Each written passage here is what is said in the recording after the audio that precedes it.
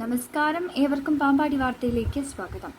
കേരളത്തിൽ അന്യസംസ്ഥാന തൊഴിലാളികൾ നടത്തുന്ന ആക്രമണം കൂടി വരുന്നു. അതിൽ ഒരുവനാണ് കോട്ടയം ജില്ലാ കോടതി വളപ്പിൽ നിന്ന് ഓടി രക്ഷപ്പെടാൻ ശ്രമിച്ചത്. എന്തോ നമ്മുടെ ഭാഗ്യത്തിന് പോലീസ് ഡ്യൂട്ടിയിൽ നിന്ന് പോലീസ് ഓടിച്ചു പിടിച്ചു. എറണാകുളത്ത് 27 പേർ പിടിയിൽ. ഇവർ ഇന്ത്യൻ പൗരന്മാർ അല്ല, അതിർത്തി കടന്ന ബംഗാളിക്കാർ. നമ്മുടെ കുട്ടികൾക്ക് എന്താണ് സംഭവിക്കുന്നത്? കോളേജിൽ റാഗിംഗ് ഒരിക്കലും അനുവദിക്കാൻ പാടില്ല. പഴുതുകൾ അല്ലേ ഇതിൻ്റെ പിന്നിൽ? സംസ്കാരശൂന്യമായ പ്രവണത. അത് ആര് കാട്ടിയാലും ഉടനെ തന്നെ നിയമം നോക്കി ശിക്ഷ കൊടുക്കണം. ന്യൂഡൽഹി ആരാധനാലയത്തിലേക്ക് പോലീസ് കടന്നു ചെല്ലുന്നത് അസ്വസ്ഥപ്പെടുത്തുന്നുവെന്ന് സുപ്രീം കോടതി.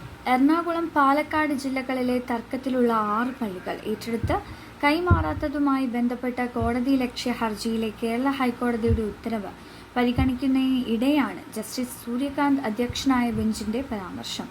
മതവിഷയങ്ങളിലെ തർക്കത്തിൽ ആരാധനാ സ്ഥലം ഏറ്റെടുക്കാൻ ഹൈക്കോടതിക്ക് എത്രത്തോളം നിർദ്ദേശിക്കാമെന്നത് സുപ്രീം കോടതി ഉന്നയിച്ച ഒരു വിഷയം. സഭാ തർക്കത്തിൽ എന്താണ് പ്രതിവിധിയെന്നും ചിന്തിച്ചു വേണം ഹൈക്കോടതി തീരുമാനമെടുക്കണമെന്ന് സുപ്രീം കോടതി വ്യക്തമാക്കി. മങ്ങനം മന്ദിരം ആശുപത്രിയുടെ പുതിയ ചാപ്ലിനായി 2025 ഫെബ്രുവരി 1 മുതൽ റവറൻഡ് ഫാദർ MK കുര്യൻ നിയമിതനായി. ആദ്യമായിട്ടാണ് ഓർത്തഡോക്സ് സഭയിലെ ഒരു വൈദികൻ ഈ സ്ഥാനത്ത് നിയമിതനാകുന്നത്. ദേവലോകം കാത്തോലിക്കേറ്റ് അരമന മാനേജർ, ചെന്നൈ ഭദ്രാസന സെക്രട്ടറി, അരമന മാനേജർ, കേരളത്തിന് വെളിയിലും വിദേശത്തുമായി പല ദേവാലയങ്ങളിലും വികാരി, മദ്രാസ് മെഡിക്കൽ മിഷൻ ആശുപത്രി ചാപ്ലിൻ എന്നീ നിലകളിൽ ബഹുമാനപ്പെട്ട അച്ഛൻ സേവനം അനുഷ്ഠിച്ചിട്ടുണ്ട്. മന്ദിരം ആശുപത്രിയിൽ എത്തുന്ന രോഗികൾക്കും മറ്റുള്ളവർക്കും അച്ഛൻ്റെ സേവനം പ്രയോജനപ്പെടുത്താവുന്നതാണ്. രാവിലെ 8 മുതൽ വൈകിട്ട് 4 മണി. UK-യിൽ പീഡനക്കേസിൽ മലയാളി ബിഷപ്പ് ജോൺ പെരുമ്പളത്ത് രാജിവെച്ചു. പഴയ കേസ് പോലീസ് വീണ്ടും പരിശോധിക്കും. ലൈംഗിക ആരോപണം ഉന്നയിച്ചത് വനിതാ ബിഷപ്പ് അടക്കം 2 സ്ത്രീകൾ. അമേരിക്കൻ പ്രസിഡന്റ് ഡൊണാൾഡ് ട്രംപിൻ്റെ പുതിയ ഭീഷണി. വിദേശ രാജ്യങ്ങൾക്കാണ് ഇപ്പോൾ ഭീഷണി മുഴക്കിയിരിക്കുന്നത്. ആരെങ്കിലും ഡോളറിന് പകരം അവരുടെ കറൻസികൾ ഉപയോഗിച്ച് വിദേശ നിക്ഷേപമോ വിദേശ വ്യാപാരമോ നടത്തിയാൽ അതിനെതിരെ ട്രംപ് 100% നികുതി ഏർപ്പെടുത്തുമെന്ന് അറിയിച്ചിരിക്കുന്നു.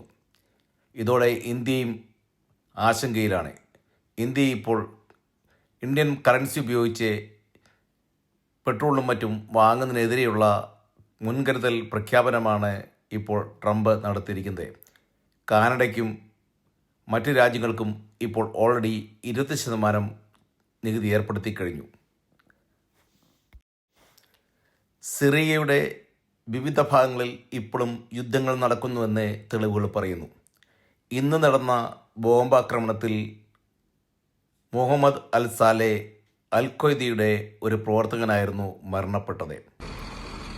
അതുപോലെ ഇസ്രയേലിലെ ഹെബ്രോൻ കുന്നുകളിൽ ഇപ്പോൾ ഇതാ പുതിയ മിലിറ്ററി സൈന്യത്തിൻ്റെ ക്യാമ്പ് തുടങ്ങുവാൻ ഇസ്രയേൽ സൈന്യം ഒരുങ്ങുന്നു. ക്യാമ്പിലേക്ക് ആവശ്യമായ കെട്ടിട സാമഗ്രികളാണ് ഈ വാഹനത്തിൽ കൊണ്ടുപോകുന്നത്. ഇസ്രയേൽ സൈന്യത്തെ ഉദ്ധരിച്ച് അവിടെ നിന്നുള്ള റിപ്പോർട്ടുകളാണ് അവിടെ പുതിയ ക്യാമ്പ് എത്രയും പെട്ടെന്ന് പണിതീർത്ത് ഹെബ്രോൻ കുന്നുകളിൽ ഇസ്രയേൽ സൈന്യം താവളമടിക്കുമെന്ന്. ഏതാനും ദിവസങ്ങളായി പണി പുരോഗമിക്കുകയാണ്.